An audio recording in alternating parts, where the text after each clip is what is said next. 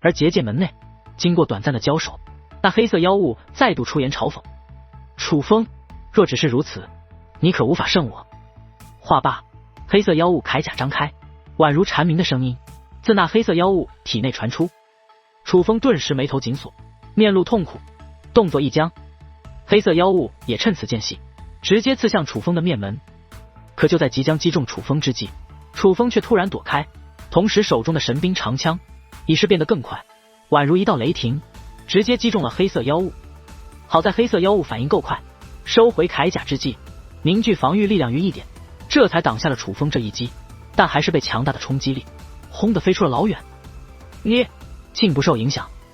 稳住身形，黑色妖物盯着楚风，感到不解。他知道楚风其实没有受到他那一招的影响，楚风是装作受到了影响，又趁他大意的时候发动了奇袭，这才使得他被楚风刺中了一枪。若不是他能够将铠甲的防御力集中在一点，楚风这一击他还真就抗不住。只是他不解，为何楚风能够不受影响？前辈那一招是音波技法吧？封住耳朵就行了。楚风说道。有点意思。黑色妖物笑得意味深长。楚风这话说的简单，封住耳朵就行了。但他的手段有那么简单吗？楚风确实封住了耳朵，但却不是寻常人理解的封住耳朵。楚风是对自己的身体、灵魂以及武力有着极强的掌控力，才能够挡下自己的攻势。简而言之，同样的方法也只有楚风能够做到有效。既然你这小鬼这么有本事，那我便也不让着你了。黑色妖物淡淡一笑，便再度向楚风攻来。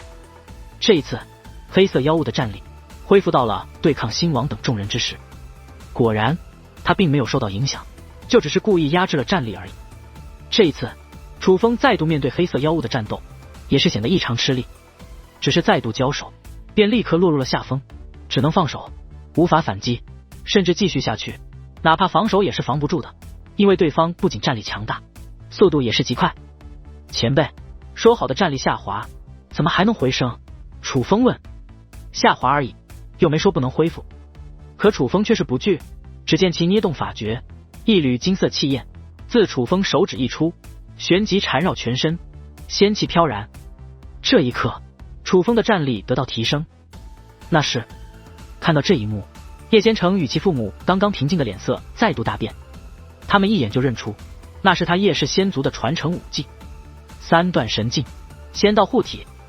而紧接着又有一缕金色气焰自指尖掠出，但这缕金色气焰与先前的金色气焰不同，并没有直接形成什么，也没有直接附着到楚风身体上，而是化作符咒。那符咒充满神圣气息，穿透那层仙道护体，进入了楚风的双腿之中。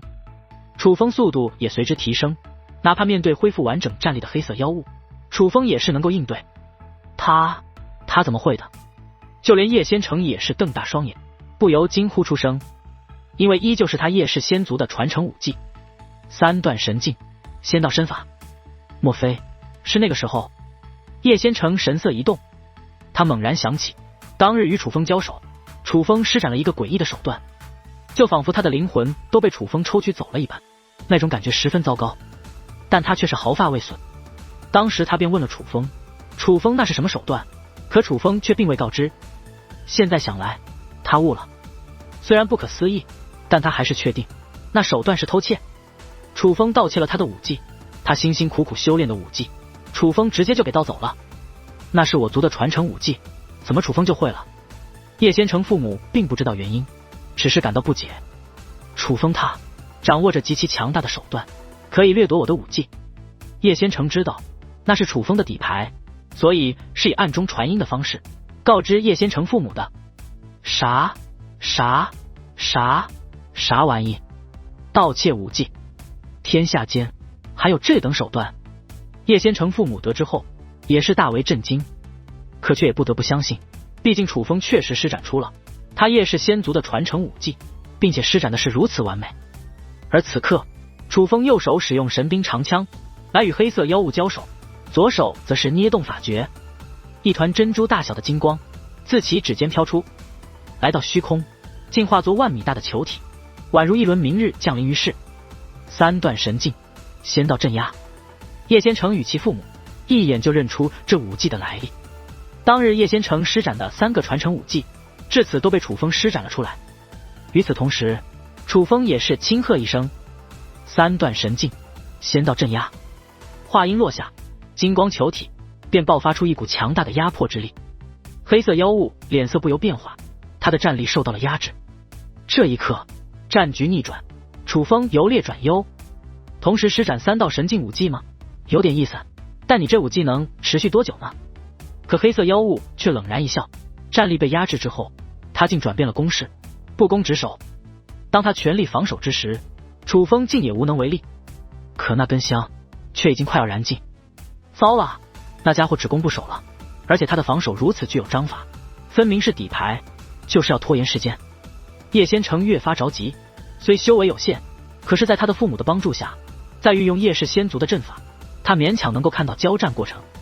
他其实并不介意楚风偷走他的武技，他现在只希望楚风赢，哪怕无关他们的生命，他也希望楚风赢，何况这还关乎着他们的生命。正因这场胜败关乎所有人的生死存亡，哪怕叶仙城那老古董的父母也没有对楚风偷走他叶氏仙族的武技而有丝毫指责，反而同样为楚风担心，紧张不已。只可惜楚风不会无相枪法，否则他这防御也是可破。叶仙城叹道，毕竟仙道护体与仙道身法其实都是围绕着无相枪法的武技，真正目的是发挥出无相枪法的真正威力。无相枪法与武技不同，那必须刻苦修炼才行，是需要时间积累的。叶仙城父母道。此刻楚风的脸上也是汗如雨下，目光不停地扫向那快要燃烧殆尽的香，早已没了先前的从容自信。楚风，看来你今日是没办法带着你的朋友们离开了。黑色妖物道。